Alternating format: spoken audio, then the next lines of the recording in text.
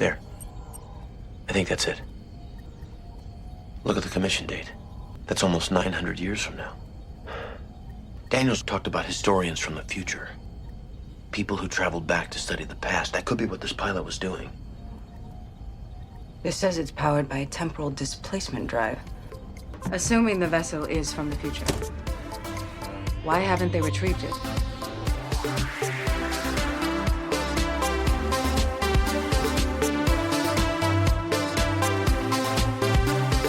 Oh boy, it's the last week of Star Trek month.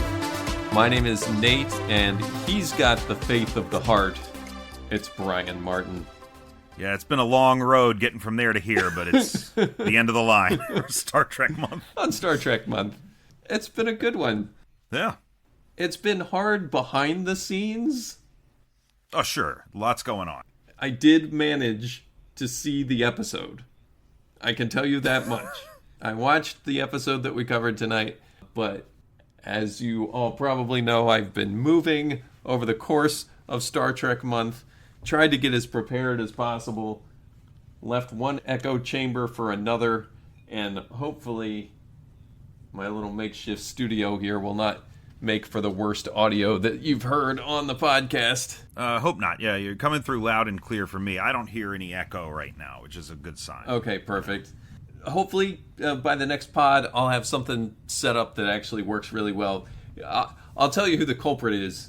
Folks out there, if you have an alternative to Comcast Xfinity, by God, go with the alternative. We know you don't have many options when it comes to picking an internet provider. So that's why we don't give a shit how we treat you. I don't care what it is. I might even go down to that 5G home Verizon internet or whatever.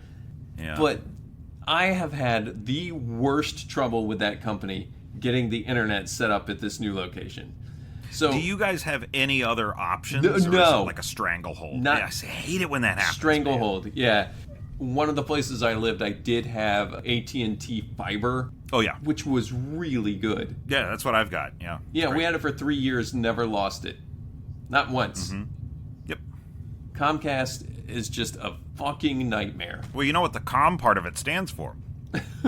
Communist. The podcast will be 3 hours long if I went into this story. But I've been... Seems like the Comcast guys had a long road getting from there to here, and they haven't even gotten here They haven't yet. even gotten here yet. They've lied to me like 5 times about... I don't even want to go into it. I want to go into Star Trek month. A lot of stress involved with moving, is all Nate's saying. And I'm exhausted. This month has been no exception. Doing 5 episodes in rapid succession. Well, 6 if we count where we watched that infernal children's cartoon. That's true. Discover, grow, boldly go! Been a lot. That's true. Been a lot going on this month. Yeah, and my wife was on vacation. Oh, how nice. She was at a Hosier concert. Oh, I like him. Yeah, she went up to Virginia and saw Hosier in concert while I moved the apartments. See, and I'll be in Atlanta this weekend for a whole music festival. That's cool. A whole festival. Who's going to be there? Let's see, who's there? Deftone, Spoon, My Chemical Romance. Oh, okay. All American Rejects, Blink-182. Blink-182. Blink-182's closing Sunday night out. Oh, man. Tons of artists. Just Lenny Kravitz is going to be there. Weird Al Yankovic's going to be there. What? Yeah. Wow, that's crazy. Yeah. Do you know Wet Leg? Are you familiar with Wet Leg? No. Oh my God, I love Wet Leg. Not the condition, the band. Yeah, I was going to say there's a joke in there that I can't formulate at the moment. For me, to go to a music festival is a rare thing, but if I can glance at a list and immediately see 5 or 6 bands that I want to see, I'll go. For sure.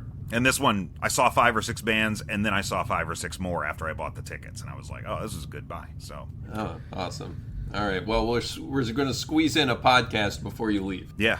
And it's, like I said, the last week of Star Trek month, and I'm sad to see it go.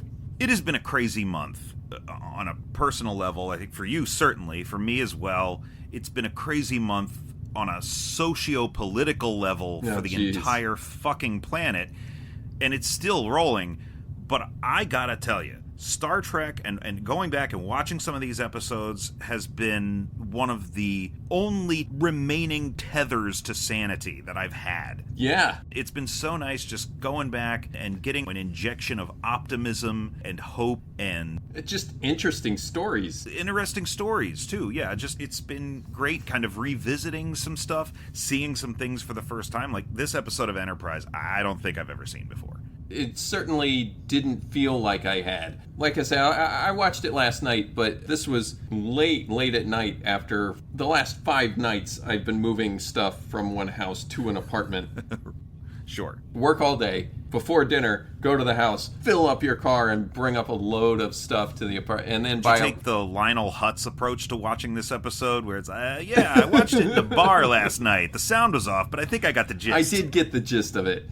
But no, the opposite is true. I put it on as sort of the last thing I did before I went to bed, and nice. It was just a pleasure. Yeah. I didn't fall asleep, but Probably should have. It was like, yeah, exactly. I should have. Instead, I was up late watching Star Trek for you guys. But no, it was a pleasure, and I'm not even saying I thought this was successful on every level, because I don't. Oh, sure. Yeah.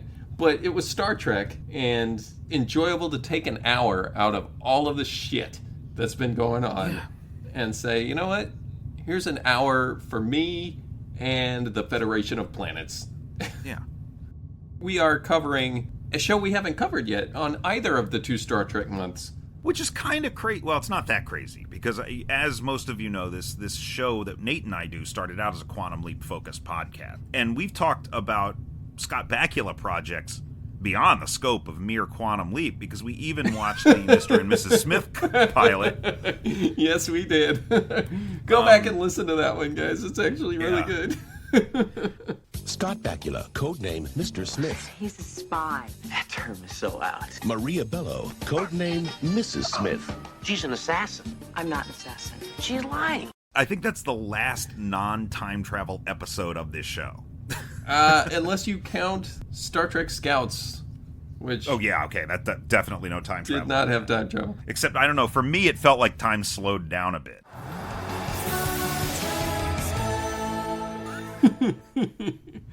No, but that Mr. and Mrs. Smith episode, that was one of the more fun watches for me. I had a blast. That was a lot of fun. But it's nice to have another Scott Bakula project. Good to see Scott here. Bakula again. Here he is, popping up in Star Trek, coming to the series with some science fiction bona fides, and it deserved better than it got. It's a better show and a better cast than it gets credit for. Yeah. I think. Yeah. I really like the cast of this show. Yeah. Cool things, just generally cool things about Enterprise. Okay, yeah, we got to talk about the show in general first. Just in general, because we haven't before, and this is the Star Trek show outside of the newer series that I have the least background with. I did not finish watching Enterprise. Me neither. Don't remember very much of it, you know? Me neither. So It's interesting, though, because regardless of that fact, I feel like I understand the mechanics of this show very well, and I can tell you the names of all of the characters at all of their stations. Isn't that crazy? Like, I do know all the characters, except for, I keep fucking up Travis. It's Travis Mayweather, right? Yeah, Travis Mayweather, the pilot that grew up on the freighters. Yes. Yeah, yes. I mean, I know this show somehow without having watched it. So, some of the things I love about this show, it's very enclosed. Everything is much, much smaller set-wise because they haven't built these expansive starships yet. So they spend a lot of time in this episode in a hangar bay that is really, really small. Yeah. Right? When we compare it to, like, the shuttle bays we're familiar with, even from the original series. Oh, yeah. I love Hoshi on the bridge. Yeah. They need to have a xenolinguist there because universal translators don't exist. Well, they exist, but they're in their infancy. They're in the development stage, right? It's like the iPhone 1. Right. Which I think that's an awesome idea. It is great, right? Like, there's all these little elements of this show that I love. Right. The uniforms, the costuming. Costuming is great. Yeah. Kind of made it like an astronaut's jumpsuit Yes. to start, and higher-ups in Starfleet are wearing ties because it's kind of a link to a more familiar time period for us. Yeah. I can't believe another 200 years we're still fucking wearing neckties. I think they'll last longer than that. I mean, I'm surprised they don't wear something similar in the 23rd century, honestly. Eventually, like 500 years from now, I just want them to be tiny napkins. Okay. Why don't you start the trend now? like not like a bib with a lobster on Like it, an but like a ascot? tiny napkin. Yeah, but like specifically used to wipe sauce from your lips. All right. I need it functional is what I'm saying. Necktie. Necktie's like a tiny little cape for the front of your body. Who fucking wears that? Everyone. Anyway. Everyone wears that. Stupid. It's so stupid. If I could go back in time and change one thing, No, it's not. I That would is kill not the- what you would do with time travel. I would kill the necktie guy as a baby. It's just an ornamental dress. As soon as I got married and women stopped grabbing it and then pulling me close for a smooch, Because that's the only reason a guy wears a necktie. yeah, sure, I'm sure it in, happens in all the the hopes, time. in the hopes that eventually a woman will come and grab it and pull you in for a smooch. That's the only thing it's there for. I think we've It's a smooch rope. I think we've spent too much time talking about neckties. It's been a long road getting from there to At any rate, the feel of this show, the creators were definitely trying to get back to like a TOS feel. You know, they Yes. centralized around three main characters, in this case, Archer, T'Pol, and Trip, the engineer. And I think they were really trying to build the show around the relationships of those three characters, as opposed to like Next Gen that was very ensemble with a focus on Patrick Stewart, basically. Yeah. The subsequent shows tend to follow that model, right? And by 14 years of DS9 and Voyager, they're like, this is running a little stale. We've got to try something different. And they tried a lot of something different. And the dynamic of the Archer, T'Pol, and Tucker kind of... Trifecta. Yeah, the trifecta. It functions much the same way as the Kirk, Spock, Bones did, provided that Spock and Bones had literally boned at some point. I never watched the show where that actually happened. Like, that relationship... I never saw episodes where that relationship was building. Like, even in this one that we that's watched fair. tonight, they were kind of pushing the idea that T'Pol and Archer would get together somehow. Right. Archer says a couple things that might get an HR harassment complaint. Skirting the line. Skirting the line, yes. Certainly skirting the lines there. But I really do like Archer as a captain. I love Trip. Like, I like loved Trip. that sort of, like, laid-back, down-home kind of fella. Yeah, like a southern T'Pol. mechanic. Jolene Blaylock is probably my second favorite Vulcan in the whole pantheon of Star Trek. Like, second to Leonard Nimoy. She is such a good Vulcan. I think... I like Kim Cattrall. Kim Cattrall's second favorite. No, just kidding. Really? Oh, I thought you were serious. I like She's good. Valeris, but I really like Valeris a lot. But I think T'Pol is really good. I think Tuvok's probably the next best Vulcan. Oh, Tuvok's good. I mean... They've got some good Vulcans. But, T'Pol, I favor T'Pol just a tad over Tuvok, just in terms of demeanor. And See, I've got this show's treatment of Vulcans as a topic for the evening. Okay. The understanding of what we think Vulcans are versus how they're portrayed on this show. I guess in order to get there, we should talk about the episode that we're discussing tonight. Yeah. Let's get from here to there before we get from there to here. Yeah. Future Tense, second season of Star Trek Enterprise, episode 16. 16. And I want to correct you there. This is the second season of Enterprise, which was another thing they tried, right? Dropping Star Trek from the title. Oh, yeah, it just wasn't Star. Right? It was like, what are you talking about, Brian? Yeah, because this was just Enterprise in the second season. It wasn't until the third season where they added Star Trek in front of it and started really kind of reshaping what the show was. But this is the 16th episode of the second season of Enterprise. It aired on February 19th, 2003. Mm-hmm. Written by Mike Sussman and Phyllis Strong. Directed by James Whitmore Jr., which is a name, Nate, you might recognize. I recognize the name, but I can't remember from what. So he has acted in and directed many, many Belisario-verse shows. Oh, okay. Magnum P.I., NCIS, NCIS Los Angeles, NCIS Your Mom's House. He directed 15 episodes of Quantum Leap. Oh, okay. Including the trilogy 3-parter. Oh, our favorite. Yeah. Part 1 of which he also appeared in. He was one of the characters in the episode. Is he the guy that died in the river? No. The bloated corpse? The bloated corpse. No, he was... God, I want to say he was in the sheriff's office. Okay. He also directed one episode of Mr. and Mrs. Smith. Oh, the good one. No, the one we watched. The Bakula Mr. and Mrs. Smith. Oh, really? Oh. Yes. Not the good one. So he's very steeped in the Bakula verse as well. And he also directed one of my absolute least favorite episodes of the X-Files of all time. Which one is that? The season 2 episode Fearful Symmetry. The one about the zoo animals. What? It's horrendous. It is a remember that. horrendous fucking episode of anything. Like, you stack it up against any shitty show you've ever seen, and it's still making the bottom. But he didn't it's a bad write episode. this. He just got hired to direct the thing, right? Direct it, and then he never came back to direct another episode of the X-Files. So... All right. Well, anyway. What was this particular episode about? Its continuing mission: to explore strange new worlds, to seek out new life and new civilizations, to boldly go where no man has gone before. The Enterprise, NX-01, discovers a derelict thing floating in space, and being the curious folk they are, they bring it aboard to study. Inside, Captain Jonathan Archer discovers two things: a really nasty smell, and the source of that smell, a corpse of the individual who presumably piloted the craft. Naturally, questions abound and answers are elusive. Who is this person? What is the nature of the vessel? How'd it get all the way out here? Why is this thing so much bigger on the inside?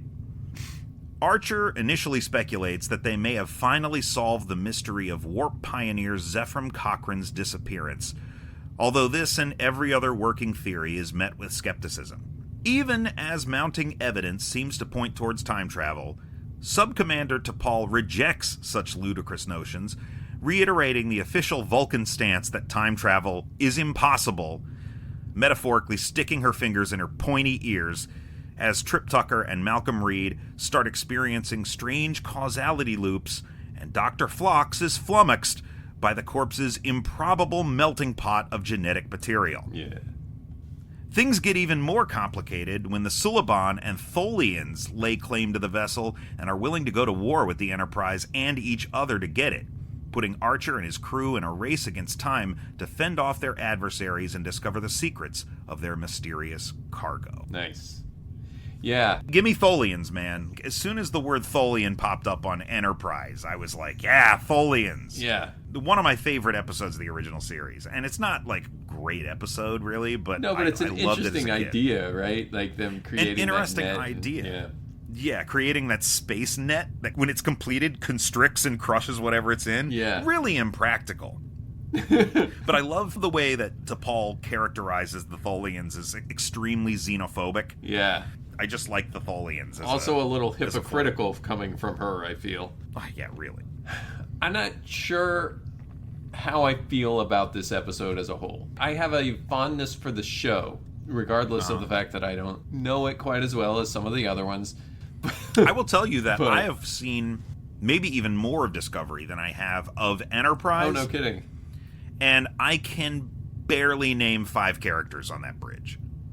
Huh. That's something that, like, the old Trek did by design, that new Trek, until Strange New Worlds, did not seem that concerned with. Giving you presentable characters? Giving me characters who I know, I recognize, might recognize them after 3 or 4 episodes, but I don't know who you are, and I can't remember what it is you do. Right.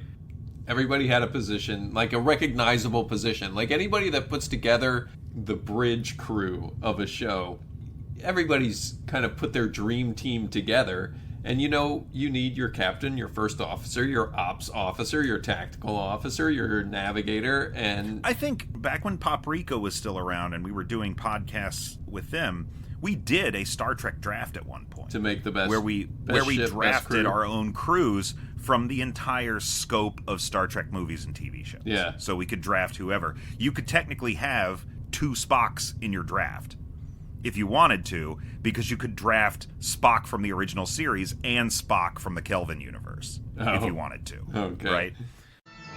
Fascinating. But yeah, like the positions, you've got your first officer, you've got your engineer, you've got your helmsman, you know? Yep. If I were in the position of Captain Lorca on Starship Discovery, Season 1, I'd walk on the bridge 5 days into my tenure as the captain, and I'd be like, let's just go around and do an icebreaker, because I don't know who the fuck any of you are. I didn't even know what do you ship do? you were talking about. I was like, oh, that's from Discovery. Discovery. Yeah, no, I don't. At any rate, one of the things that we were talking about, I think during the Voyager episode, was the layout of the bridge and how it's a little confusing where people stand and why. This one is not like that. We had some conjecture about where Hoshi Sato sits, and it is kind of like down and in the corner or whatever. But right, like she has to climb over a bar to get in there. Right, yeah. I mean, it's no convenient way to sit there. It's sort of like that, but not really. Like, the bridge, even in this show, is still, like, circular with people at stations that are like a clock, like the hands of a clock around the center. It's a different bridge, yeah, but everybody's sitting where they're supposed to be sitting. Right. Everybody is stationed where they're supposed to be stationed. And the thing that makes this bridge really interesting is that when they're discussing things or having an open comm signal with an alien ship or whatever, and they're on the bridge, Archer is constantly moving around that bridge. He's like leaning over this person's shoulder. He's, walking up to that person because the space is so small.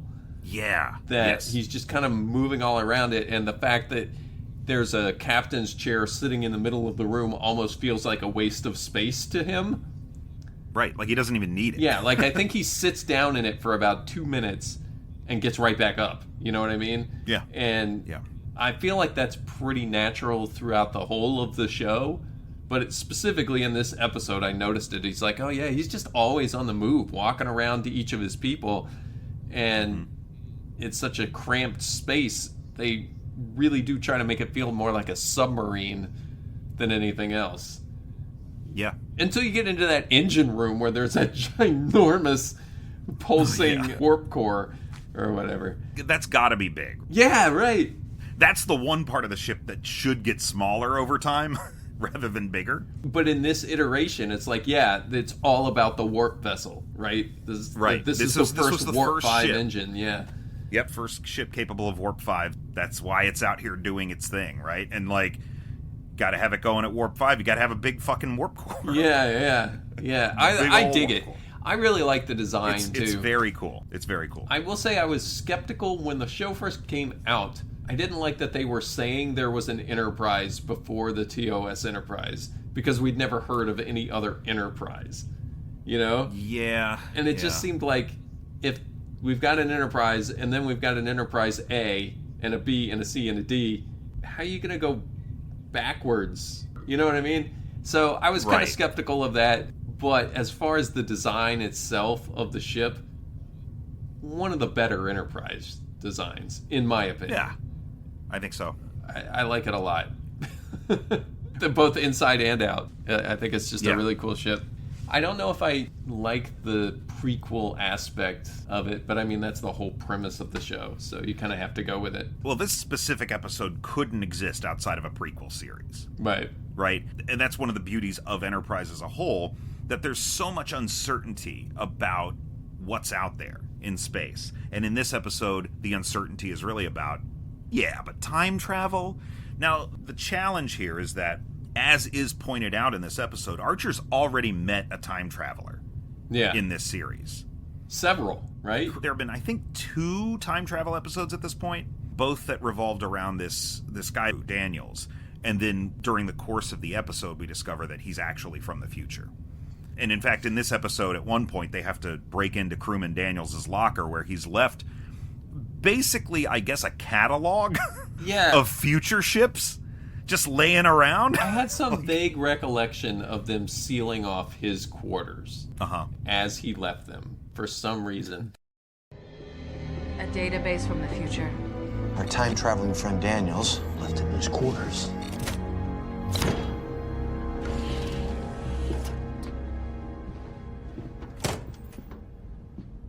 I'm not certain Daniels would approve of this. We'll keep it to ourselves. A Vulcan cruiser. I don't recognize the configuration. That's because it hasn't been built yet. Do not enter future shit inside. Yeah, right. So here's the thing, though. That is one of the major pitfalls of this episode. Because if we're just talking about this episode in particular, all of this setup was so cool. The whole stinger ahead of time, you find a ship just out floating, open it up, you have no idea where it came from, how old it is. It's hard to even tell if it's a ship, right? Yeah, It's not just even this really sure what it cylinder is. floating in space, yeah. And you turn the chair around and there's a human in there, a human corpse. Yeah. I mean, tell me more. Yeah, and because immediately the whole premise of this show is literally to boldly go where no one has gone before, right? Right. There's no other humans out here. Right. So who the fuck is this guy? This is the right? furthest anybody's ever been from the planet as far as they can tell. And yeah. It was just such a great setup, and there's so many little cool mystery pieces dropped in there. Like you mentioned in your synopsis, the genome of the character turns out to be more than just human, but biracial, multiracial. Yeah. His ancestors got busy. They were freaks. Yeah. There's probably some Tholian DNA in there, too. Yeah, all kinds of alien DNA. Crystalline creatures. That fucking glowing hand in space probably mated with one of them at some point. The last generation was human and Vulcan. Before that, there's like Andorians and those guys that look like pigs. What are they, Torellians or something? But when Dr. Phlox brings that to your attention, and it's just another piece of the mystery, it just gets more and more interesting. And you're like, where is this going? And I've got no idea. And then they just go into Crewman Daniels' room, who we've not only forgot about, but not even sure how he's related to this particular situation. And they just open the door and they get all their answers there. A database from the future. Our time-traveling friend Daniels left it in his quarters. Yes. And then some aliens show up and fight over the ship. That's the craziest thing about this episode, is that the build-up is so good, and then all of a sudden you look at the time remaining on it, and it's like 10 minutes. And the resolution just comes so quickly. It's not even a resolution. Right, but that's the thing. I guess the falling action. It just falls apart. It just, literally, they break into this guy's quarters, they pull up all his data on the future, they find an exact replica of the thing that's in their shuttle pod bay. And the equivalent of like a digital Sears catalog. Yeah, and, of the future. Oh, that's the thing. Oh, look, there it is. There are all of the answers that we needed right there in front of us. And says it was commissioned 900 years from now. Okay. Yeah, why are you doing this to us? Why are you torpedoing your story? Like, what is the point of this? And then after that, you've got warring factors coming for the ship. And you don't really know why, except that it's apparently tied into this temporal Cold War. But it's so tied to that's the answer. We're being hailed. You have something that belongs to us. I don't believe I've had the pleasure. We have a salvage claim on the vessel in your launch bay. One of our cell ships discovered it 3 days ago. We were sent to retrieve it. That ship's an Earth vessel. The pilot's human. I'm not interested in the corpse. Decompress your launch bay and release the vessel. What's your interest in that ship? There's not much left. The vessel. Now. They're charging weapons. That's why they want it, because it's part of this thing. And right. You don't get a lot of answers. You don't get, it's kind of... You don't get any answers. Remember when we were talking a few weeks ago about yesterday's Enterprise, and the way that episode leaves you, where the characters don't remember what just happened, and we, the viewers, have no idea what happened to the Enterprise C after it re-entered the Rift. Right? The difference here is that it tells a complete story. It fleshes out the universe very efficiently without showing us very much of it at all. But we understand the conflict. We understand why the Klingons are there. We understand the dangers of the Enterprise C not traveling back. And at the end, it leaves us with that sort of ambiguity, but that's just kind of like the tease, right? It just leaves you a fraction of a second. You know, you want a little bit more, but it's like the story is complete. Right. This is all you get.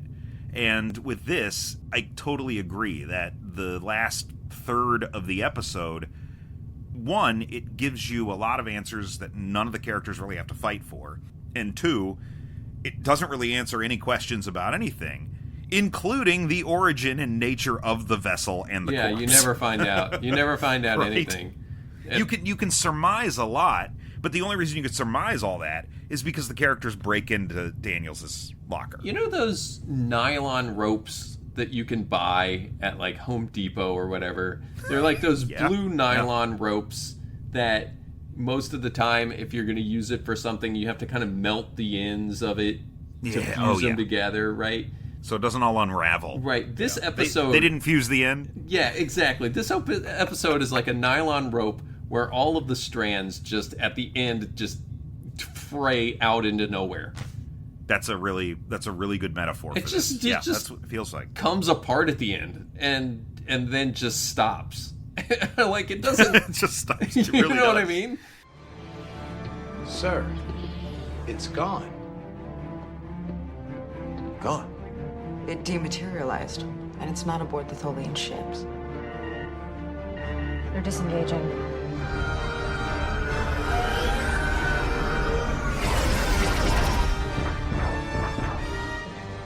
Like, literally... It ends, it unravels, we get a small, possibly HR actionable comment from Archer, and then the episode ends. The High Command has asked me to prepare a report on this incident. With your permission. By all means. I wonder if they'll believe that humans and Vulcans will be swapping chromosomes one day. They're more likely to believe in time travel.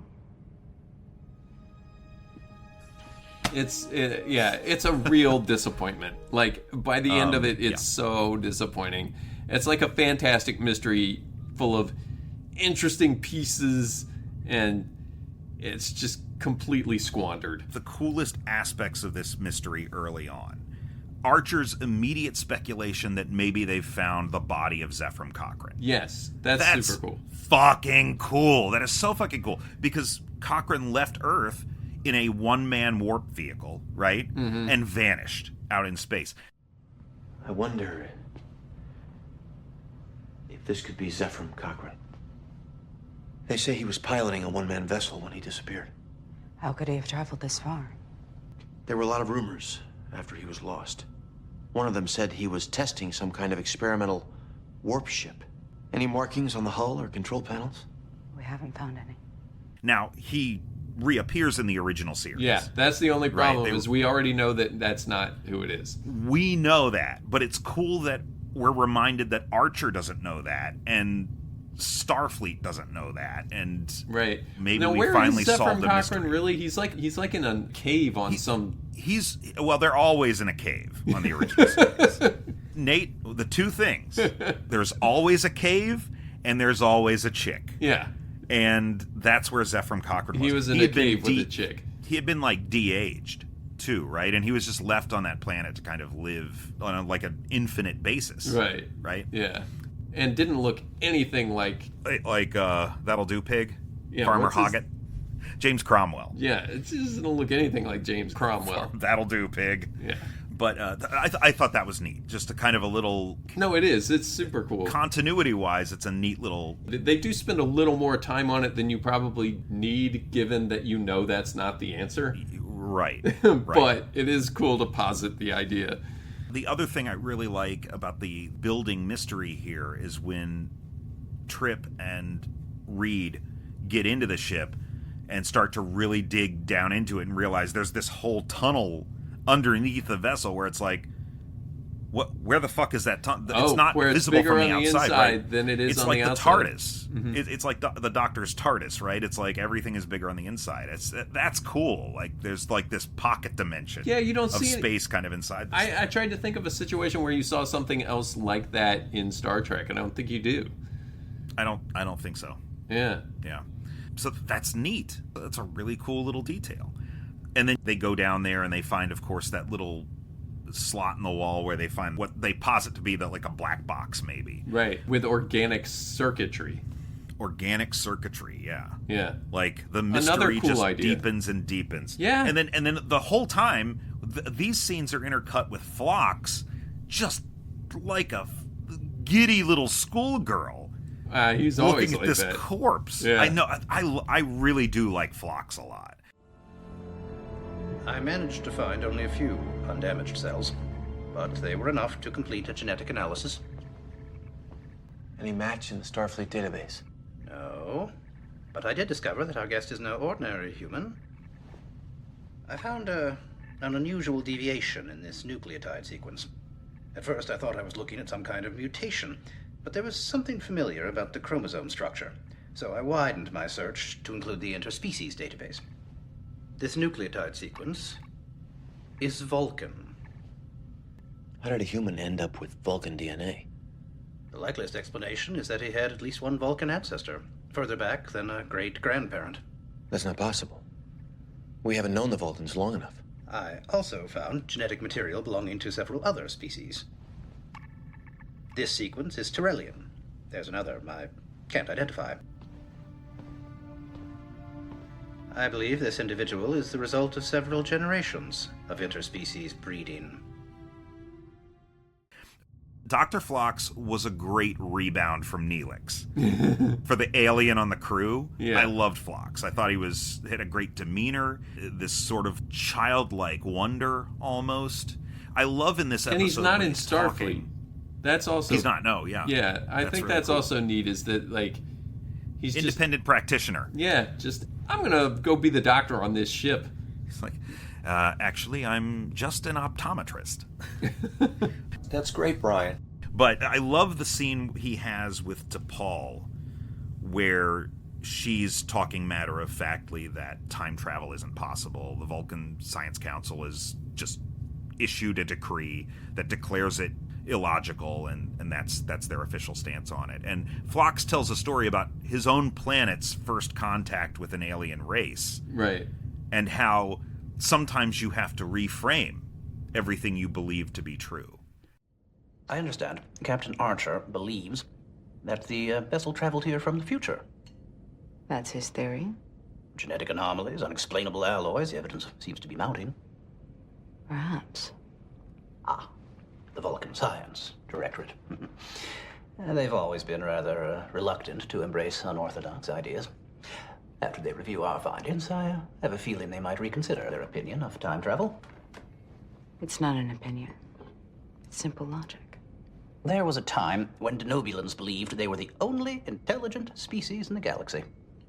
Needless to say, it was quite a surprise when the Visari made first contact. Many refused to accept the truth, even with the evidence standing right in front of them.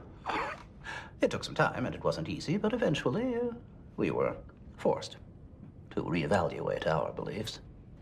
Are you saying you believe time travel is possible? Surprises, Sub-Commander. I believe in embracing surprises.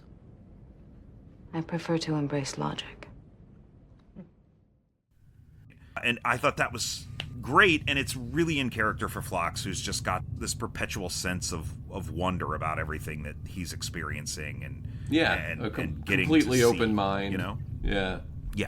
I really enjoyed that scene. I'm glad that we're coming back around to T'Pol and the Vulcans, because the issue at hand with her in this episode is, the Science Council doesn't believe that time travel is possible, and in fact adamantly says that it is not possible, so she just believes it. And yes, that in and of itself doesn't feel Like, maybe it's just because Spock is the representation of Vulcan for us.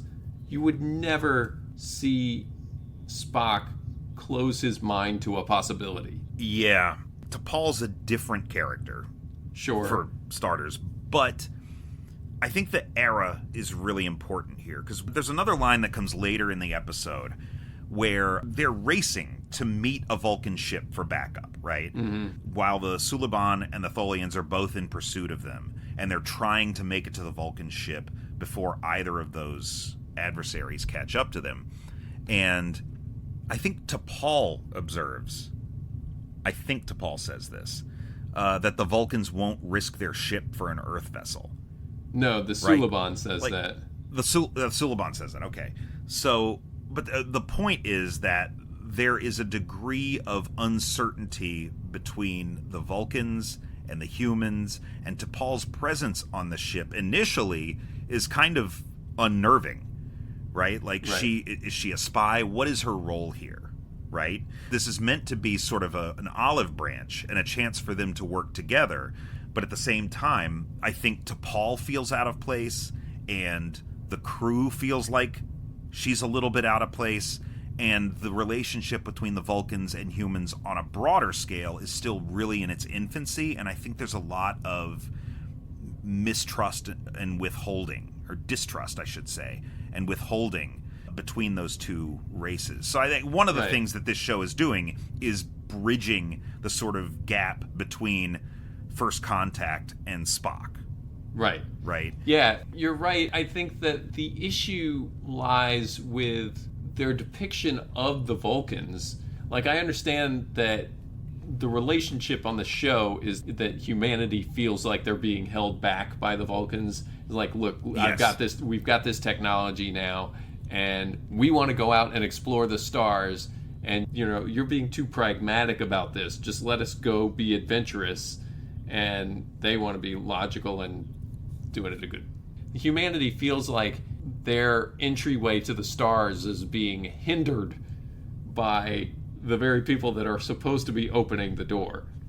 Right. You know, and there's a lot of animosity there, and that's really interesting, and it's a cool idea to come up with, and clearly that's how a relationship like this could start, and you see it sort of build, and as we mentioned, ultimately become a federation of several races, you know, the federation of planets. Yeah. However, I feel like the writing depicts Vulcans in a way that is not logically driven. They're really just angry all the time. They're just kind of assholes. I guess that's kind of what I was getting at with the Spock being like the thing we're building towards, because it's not just that humanity has a lot to gain from working with the Vulcans. It's the Vulcans actually have something to gain from working with humanity, right? I feel like that's, while true, is independent of their depiction in this. I feel like all of the actors that got hired to play Vulcans play them aristocratically and angrily. Or snobby, and at the least, and grumpy. They clearly have emotional responses. Sure. And T'Pol, you see her with emotion about things. Like, that's the conflict in T'Pol, right? Like, she's not just here as T'Pol on this ship. She is here as the entirety of Vulcan representation on this ship. Yeah. Well, right, and everything that comes with it, right? So, like, she kind of has an obligation to her people to be stuffy and cold and shut down ideas like that. But see, that's the thing. Like, that doesn't feel right to me. Oh, it's not. I mean, and that's why she ends up boning Trip. No, I don't know. Mean I'm kidding about like, that. I'm joking about that. In terms of what Vulcans are in Star Trek, I mean, I guess they were kind of dicks to Spock for being in Starfleet, so maybe it's sort of natural. But they don't feel like Vulcans to me, because they don't feel devoid of emotion, but rather superior, like too good for you. Yeah, like too good for you, and they all play it that way. And they might just be trying to depict it the way humanity sees them, more so than the way that they are. You did everything you could to sabotage our mission. I got more help from the Andorians than I ever got from the High Command. I don't know. It was one of the things that always kind of bothered me about this series. It's like, these are not Vulcans, you know? Like, I sort of laid out my whole thesis for how this goes out, but I haven't watched all of this show, and I'd kind of like to watch the rest of it and see how the concept of what a Vulcan is and who T'Pol is kind of specifically, because she's our entryway to that world, how that evolves over time. You know, I'd like to get a better impression of it, because I don't know where it goes ultimately, because I didn't finish the show. I did watch the series finale, and the less said about that, the better. Yeah. But well, when you know that the series gets to a Tuvok to me is a fantastic representation of a Vulcan, because he really is just taking a logical stance on everything. Mm-hmm. Any superiority comes out of the fact that he just doesn't care, because it's illogical. You know what I mean? Right. He's aloof, but never, he's not like a dick. Yeah. In fact, he has great admiration for Janeway and the rest of his crewmates. Mm-hmm. But you get the impression that T'Pol doesn't respect anybody around. No, and she doesn't like to be, she doesn't like being there. Isn't there also something about like humans are too dirty? Isn't that also her thing? Well, that's true. But no, I mean, I was like, that's a thing that Vulcans think about humans, though, right? Is that like they're not sanitary and stuff? Yeah. Well, when you look at the base camp that the Vulcans discovered their warp pilot on, you know, so, I mean, that was fucking dirty. So yeah, like you can't Didn't blame have them too post-war silo shantytown. Yeah, yeah, that's yeah. So no wonder they got that impression. There's probably very clean people out there. Although I guess they said that era in humanity, it really kind of wasn't. You know, they were dirty, right? They were pretty dirty. I mean, the world was kind of falling apart, and didn't have a choice. Warp engines brought us all together. Anyway, I don't know. It's just one of the things that this series just didn't feel right. Okay, yeah, that's fair. They don't feel like what I understood Vulcans to be. They just seemed like jerks.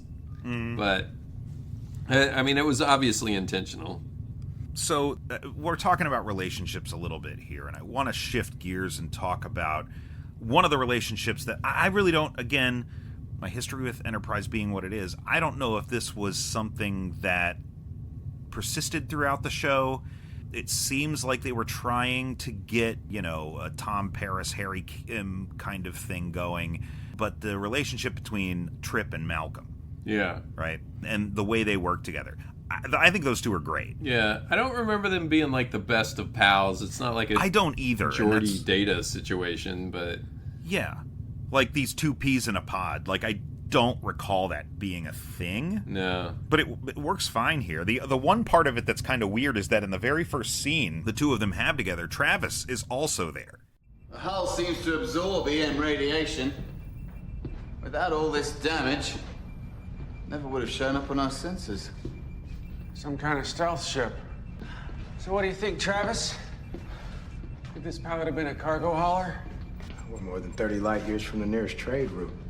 I don't see how he could have made it out this far. Maybe he got a ride from someone. That's got to be a world record for hitchhiking. And then he's not there for the rest of the episode. Yeah. Like, he goes back to the bridge and stays there, which I was like, oh, third wheel, I get it. You know? Like, he was like, oh, you two have a thing. Okay, well, I'll just go back to the bridge. Right. The first thing that I thought was strange is that they bring this thing into the pod bay, and because they can't get it open, Malcolm shoots it with a phaser. With your permission, sir.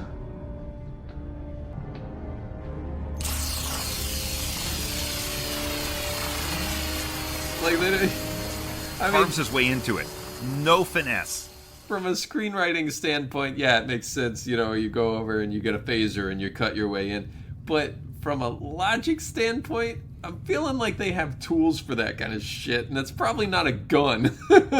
Not 30 minutes later, they are being very careful and using very precise tools to remove a warhead from a torpedo that they can then sort of booby trap this vessel with. But Archer, who does not know what this craft is, 30 minutes earlier is just carving into it with a phaser. Yeah, I get it. Because that could be a warhead, too. Yeah, right. You could blow up the whole ship. What are you doing, man? Yeah, you would think you have tools that cut through metal that aren't your weapon. Yeah. Just show some finesse. He does get his comeuppance, though, because as soon as he cuts it open, he's like, whoa, Jesus Christ, what the hell is that stench? Yeah, you know? That seemed kind of silly to me, but it is kind of funny. But you mentioned the warhead too.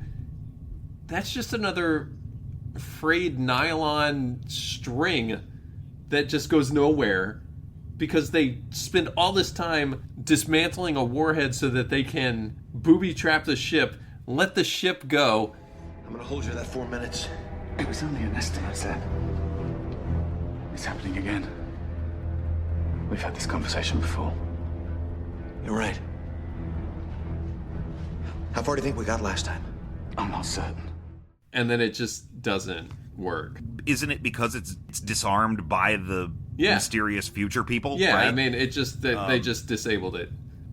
None of that mattered. Spent an awful lot of time doing a lot of things that ultimately didn't matter because this episode is Deus Ex Machina all the way up to 11. And not only does that not matter, but the whole causality loop situation that's being caused by the time radiation coming off of this, which is an interesting idea, I guess. I think it's an interesting idea, and I think it's played out kind of cool. And it's played out neat. They relive these instances when they're around the ship, sometimes, and other times not. There's no indication. And they have to keep doing the same thing over and over again, but getting faster and faster so they can stop it before the causality loop starts again. Yeah, you know? Yeah. Well, that and what I thought was because one of those moments is when they're dismantling the warhead. So I thought they're being able to do it a fourth time through.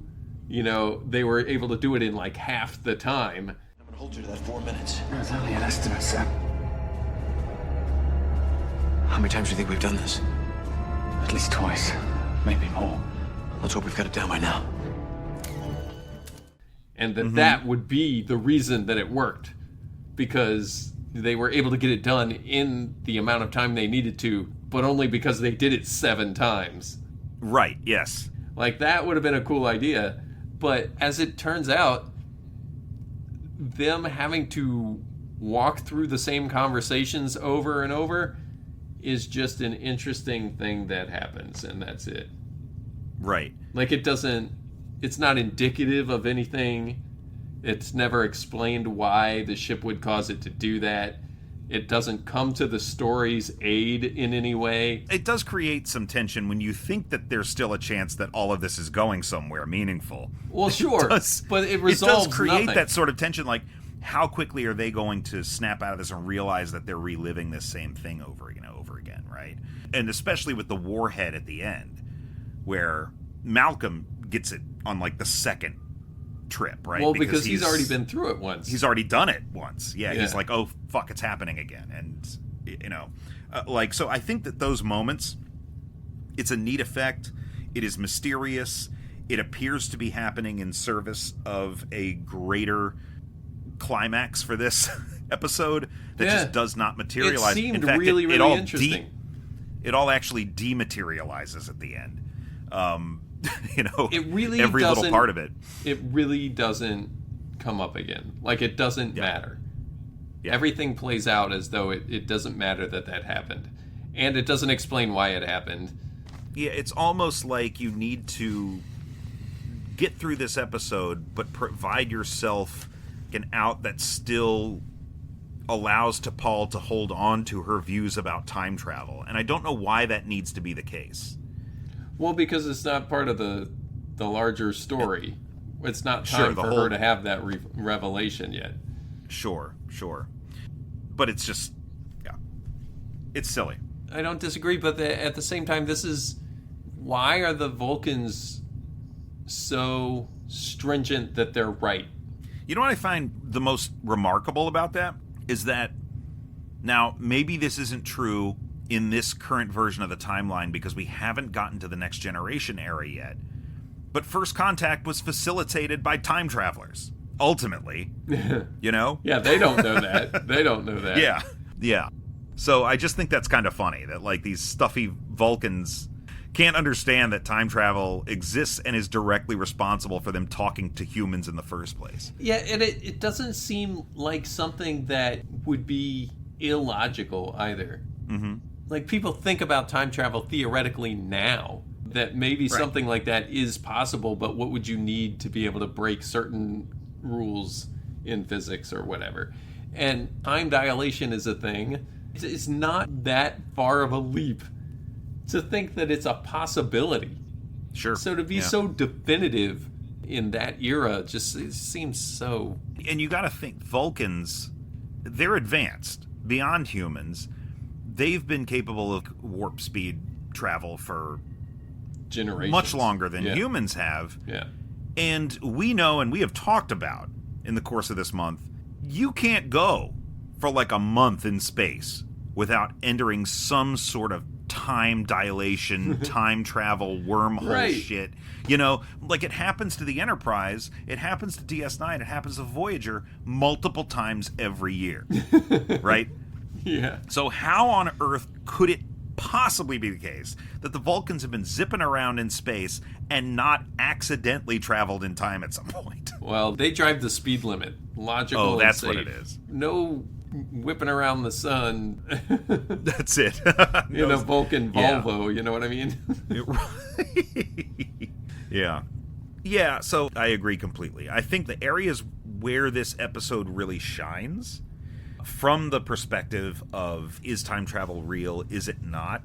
There's, to me, 3 key conversations that happen in the course of the episode that I find very, very interesting. One of them is the conversation between Phlox and T'Pol that I already mentioned. Right. The other one is the Trip and Malcolm conversation about Malcolm always wanted to build a time machine as a kid. And Trip has no interest in traveling to the future. Right. And Trip poses such a cool idea, and it's a basic time travel sort of like theorem paradox, right? Suppose you could look into some future book, find out the name of the woman you're gonna marry. Do you want to know it? Absolutely. Think of all the awkward first dates I could avoid. Fine. So, one day you meet Jane Doe, you go out a few times, and you pop the question, she says I do, and the two of you live happily ever after. Sounds perfect. Now, did you marry her for love? Or because some book told you to? If we're happily ever after, what difference does it make? Again, I don't know that these conversations are really all that plot-driven or connected to that, but they're just interesting conversations for people on the cusp of finding out time travel might be possible to be having with one another. Sure. Right?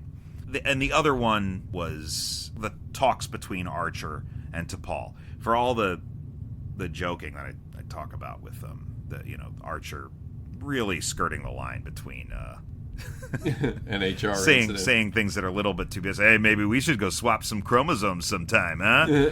I like T'Pol's disbelief doesn't stop and start at the time travel. She's just like, Vulcans and humans are too different genetically to be able to reproduce together. It's not something that's possible. Right. And they circle back around to it at the end when he's like, maybe you're going to let the Vulcans know about the commingling, And she's like, I think they'd have an easier time believing in time travel, Right. And that's a cute little way to end the episode, sure. But again, nothing really revelatory on her end happens anyway. So she's just being disingenuous and an asshole. So no, but that was fun, though. I agree. Yeah. I like the conversations among the characters, and again, that's one of the things that I think Star Trek does really well, is build these relationships and put these characters in situations where they're able to engage in a way that the audience can really connect with. The last thing I'll say about the conversations is that I really think Trip, the character of Trip, would be a guy that'd be fun to have on this podcast.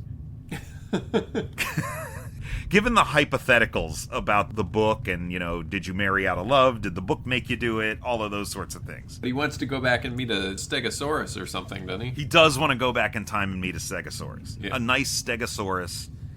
All we want to do is really settle down with a nice Stegosaurus. I don't think that's what he was driving at, but okay. But did you love the Stegosaurus because the book told you to love that? I don't think that's what was happening, actually. So, this organic circuitry that was in the spaceship. Oh, yeah, it's all goopy. Yeah.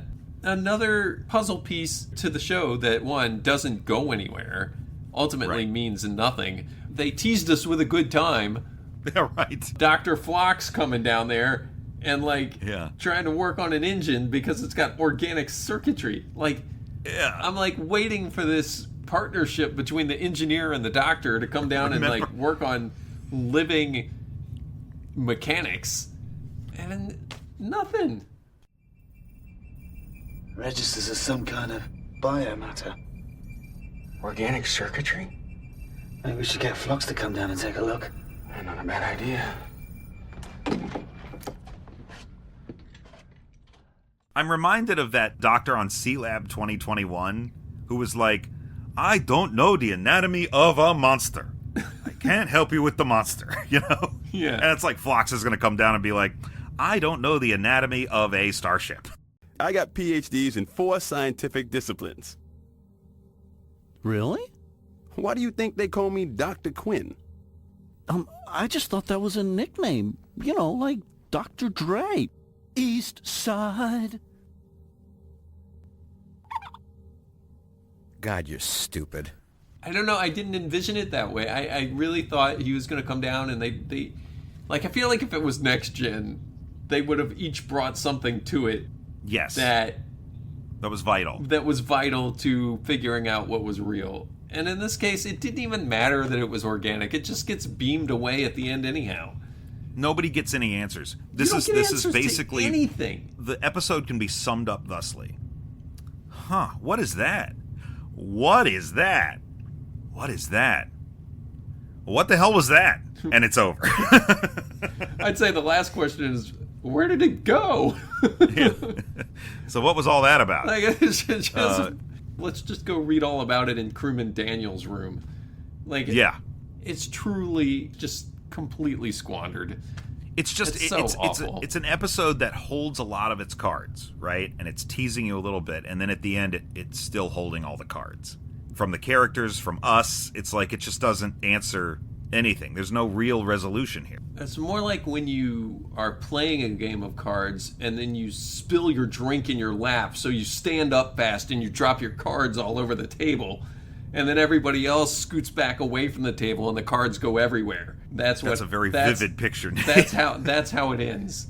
This has happened. Nobody's keeping their cards close to their vest. It's all going everywhere. There's just no resolution to anything. By the end of the episode, was so disillusioned because, as I mentioned, as I sat down to watch this, I was like, an hour of Star Trek. It's just me and this show, and I can relax.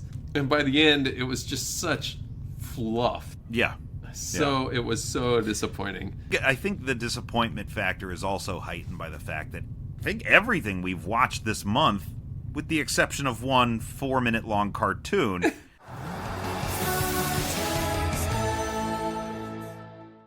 has been better than this. Yeah. You know? Yeah, it has. And I think the added difficulty comes from the fact that all of the great setup and the things that I remember and feel about the show were good. So it's like I know this show is capable of being good, which made that such a disappointment. Yeah. Like, I can't now watch this episode of Enterprise and be like, well, Enterprise sucks. It's just like, oh man, they dropped the ball on this one. Yeah, I need to come into this episode with a functional knowledge of several things that have happened on this show previously. That's the other thing. That's it's not an episode you can just watch. Right, exactly. And that's the other side of this, is that maybe we have a terrible perspective on that because we don't know what came before or what's going to come later. So it could be a middle piece to something that's really good, right? I mean, theoretically, I don't think it is. No, I don't think it is either. But I don't think it is. But you're right. But it could be. There's no way for us to really know because it clearly ties back into this Daniels guy who, if we had no passing knowledge of Star Trek whatsoever, it'd be like I just have a recollection that, oh yeah, there was a guy. I remember something about that. I remember the first episode with Daniels in it, and I don't remember the second, which I think was a two-parter. Right, so it's very much tied into something that happened before, and they talk about the temporal Cold War, which is a huge thing, and if it's tied well into that narrative, then maybe it is successful. But as a one-off watch of Star Trek, the way that you'd love to pick up a show and just enjoy it, it's all tease. Yeah. Oops, all tease. It's just the... Yeah. Well, I will tell you one other thing about Daniels. Okay. And that is that this character did appear, of course, in a couple episodes of Star Trek Discovery. No kidding. Yes. The character of Daniels, and this is really interesting because a character named Dr. Kovich shows up once the ship travels to the 32nd century. And that's in season 3, I think, of the show. Okay. And the ship is kind of stuck in the... Right after they Dr. kill that, Kovich. like, red angel of death thing. That was the end of the second season, yeah. That's the most and they go Star to the Trek 32nd sentence century. I've ever said. The red angel of death. The Red Angel of Death. Yeah. The character of Kovich is played by David Cronenberg, the director. Oh. And, director David Cronenberg. Really cool character, but later in Discovery, you'd find out that Kovich is Daniels. Okay. So it's the same guy, just in the 32nd century. Yeah, this is the same show that ruined the Guardian at the Edge Guardian of Forever. So. Yeah. They're just trying to go back and say, okay, I'm surprised Matt Frewer wasn't on it at some point. All in all, I didn't hate this. No. No, hate's a strong word. Hate's a strong word, but this episode is a little bit of a disappointment when you get to the end. Yeah, it's a disappointment. It's disappointing they did that. There's a lot of potential, a lot of promise in this episode that ultimately doesn't really pay off. Yeah, I'm like, what's the point of the ship being larger on the inside than the outside, except that it's weird? It's just another mystery. It's just another mystery that never gets answered. So what did you think of the reveal that the box that Trip was trying to get working again was actually a beacon? Oh, that was kind of neat. Yeah. And if I'm taking this episode as it is, one of the characters actually mentions as soon as the beacon is activated, the body disappears and the ship disappears and the warhead's disarmed, right? Right. Because that's all those people from the future were waiting for. I wish we'd had more time to explore that ship. Who knows how many other rooms were down there? It looks like they sent the whole kit and caboodle back to the 31st century. There's no evidence to support that. Well, there's no evidence to contradict it either. What I don't understand is how quickly everything disappeared. That beacon was online for less than a minute. You're forgetting that time is irrelevant to these people. Irrelevant? If that vessel was from the future, whoever sent it had plenty of time to locate the signal and then travel back to any point in time to retrieve it. Well, unfortunately, time isn't irrelevant in my engine room. I've got repairs to finish. See you later, Sub-Commander. And then it could happen instantaneously from our perspective, but for them... They probably were like, I got it. Let's prep a team. We'll head out tomorrow. But it doesn't matter because they're traveling back to the same spot anyway, or they're beaming it from the same place, you know? So it's like... They have all the time in the world once they know where they need to be. Exactly. Yeah. Exactly. That's a cool thing. That was super cool. And I think what may be explored in the larger temporal Cold War story is why the Tholians and the Suliban would both want this. Mm-hmm. But that being said, the Suliban in this episode, it's kind of a cool alien design, but when they go CG so that they can crab walk on the ceiling and stuff. Oh God, yeah, the ceiling it's Suliban. A little cringy. I will tell you what, it's cringy, but the fact that it looks unreal makes it creepier. That low angle shot of, who is it, Trip? Looking up at him. Yeah. And you see it crawling on the ceiling. I'm like, oh no. This is just, that's freaking me out. Yeah. You know? But it is too uncanny does not look. valley. Yeah. For sure. And there's a Gorn on the show at some point. And they do it with CG. And this could really benefit from one of those refitting of the special effects. What is it that they did with the original series? Oh, yeah, where they go back in and edit out the model shots for updated CG effects. Yeah, like a special edition. Yeah, like a special edition with new effects or something. Did they do that for TNG? I feel like they did. No. They didn't? I don't think so. No? Okay. Maybe they just remastered it or something. But maybe they turned Argus into a threatening creature. Sludge pile. I'm pretty sure they did remaster it now that I think about it. But it was a little 90s television for me. Well, yeah, but as far as the effects go, this was the first show that didn't rely on a model for the ship, right? I think they still had a model for Voyager, didn't they? Oh, sure, yeah. So this was the first one where they didn't build the model and all the space effects were done digitally. Okay. And the battle at the end when the Suliban show up and the Tholians show up, and that's pretty good. Yeah, it's all right. For like 2003 television?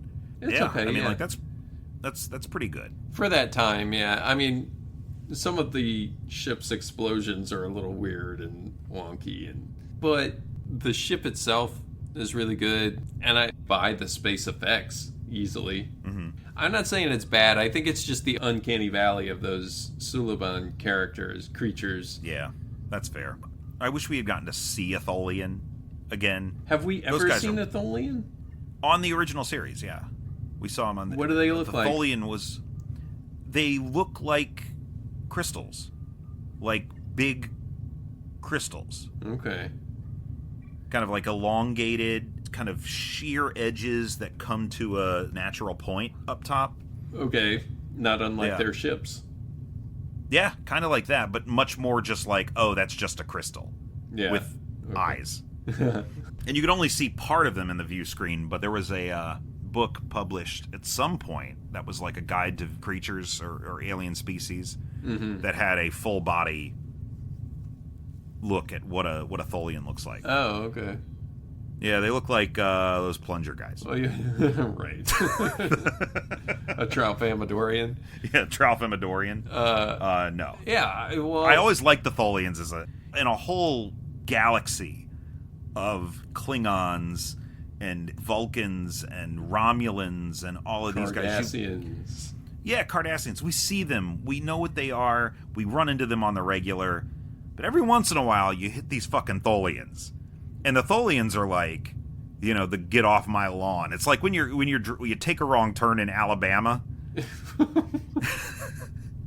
And all of a sudden, you're like on a dirt road for like 3 hours. And then eventually you look in your rear view and there's a fucking truck behind you. And the truck stays behind you until you get out of town. That's the Tholians. Does this happen to you, Brian? Are you just speaking ill of Alabama? We're all speaking from a place of experience here, I think. Oh my goodness. Thankfully, we have an Instagram now, so you can post an image of a Tholian for those of you who don't remember. Oh, yeah. Definitely. Gotta remember to do that. Incredible power. It can't be a machine as we understand mechanics. I am my own beginning, my own ending. All right, so are we going to talk about the time travel? I guess, but how? Well, I'm just going to say this form of time travel is Deus Ex Machina. What are we talking about? We're not talking about the ship. Well, you're the one that chose this episode, Brian. You tell me what we're talking about. I'd like to know how you heard about that ship. It is dangerous to you. Temporal radiation. The only actual time traveling that's done in the episode is the radiation-based causality loop. Yeah. Yeah. This may be the temporal radiation the Tholians warned us about. We spent a fair amount of time around that ship. The particle density is quite low.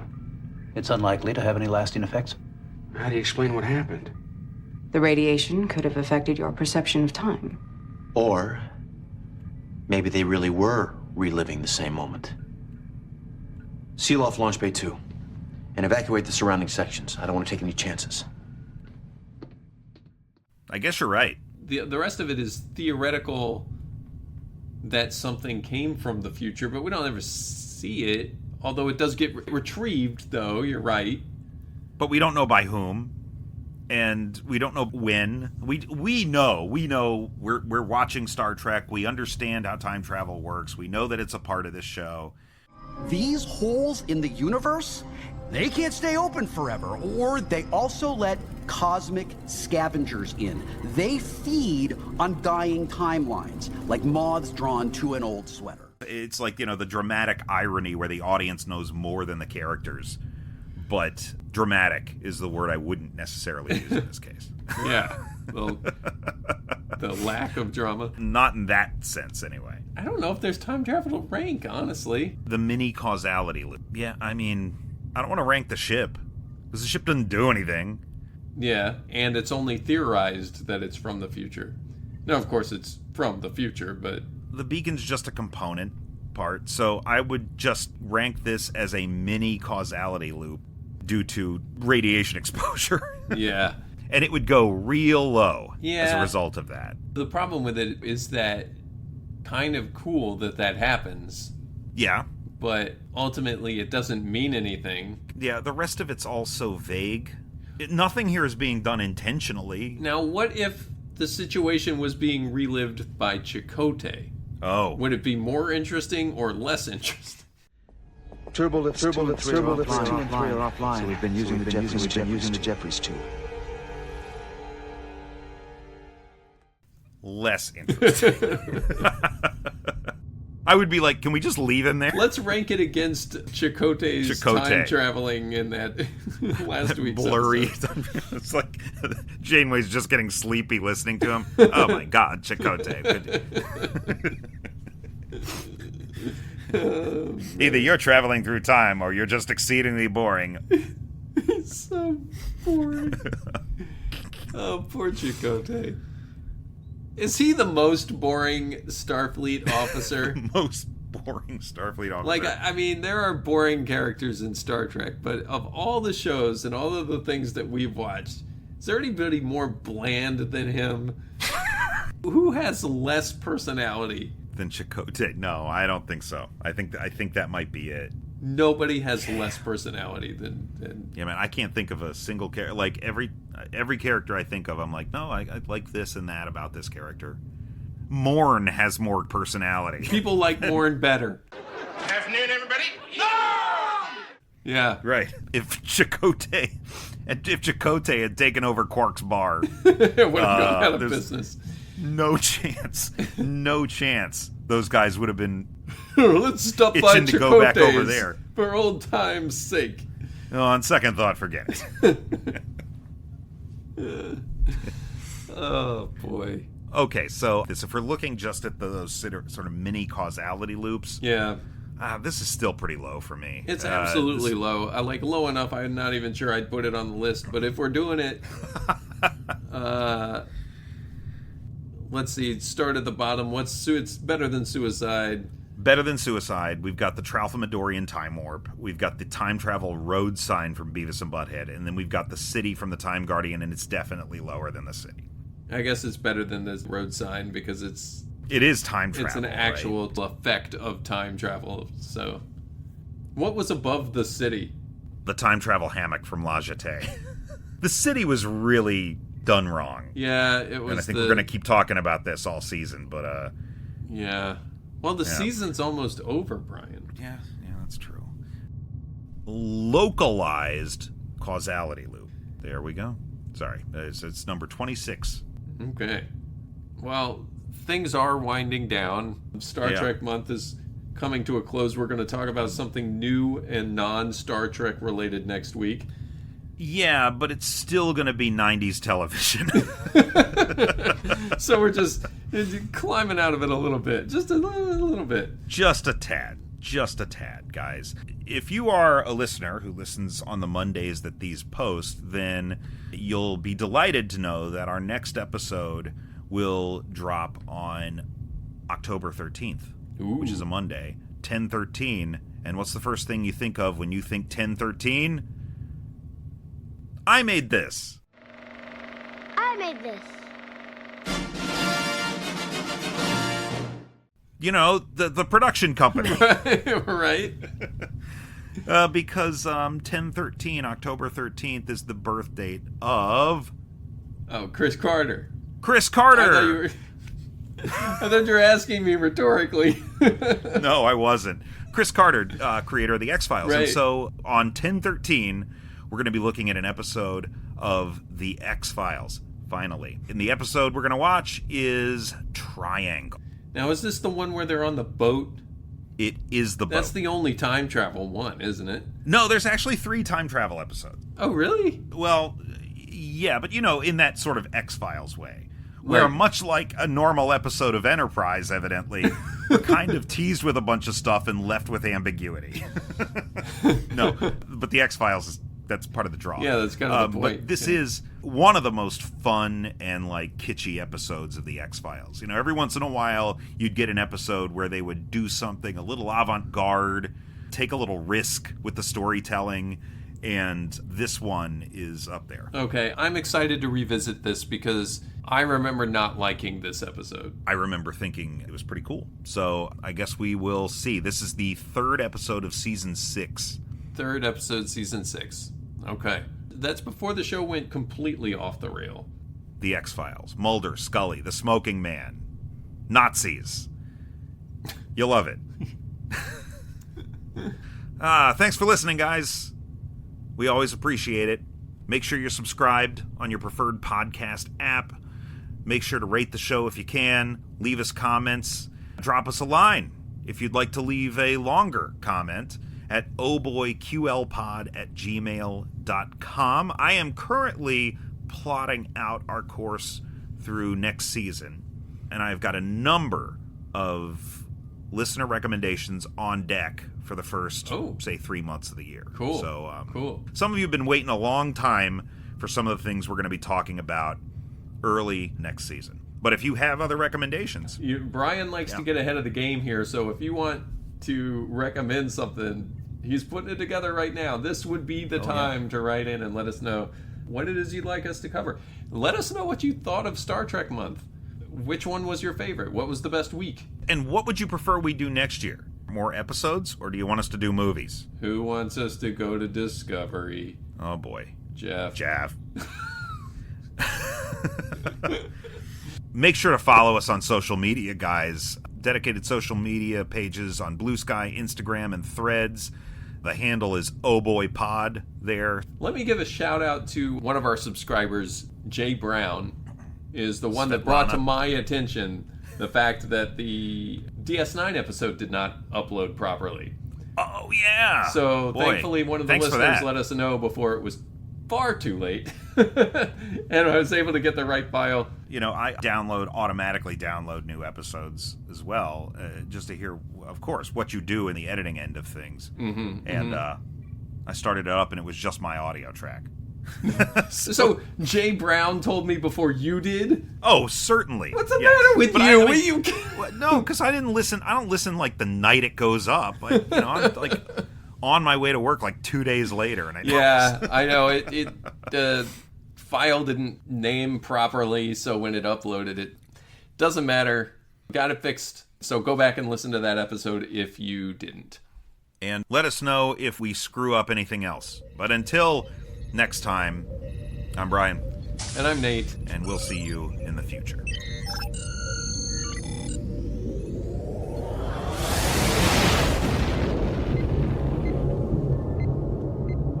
It's been a long road getting from there to here.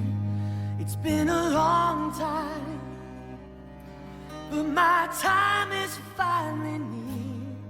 And I will see my dream come alive at last. I will touch the sky, and they're not gonna hold me down no more. No, they're not gonna change my mind, 'cause I've got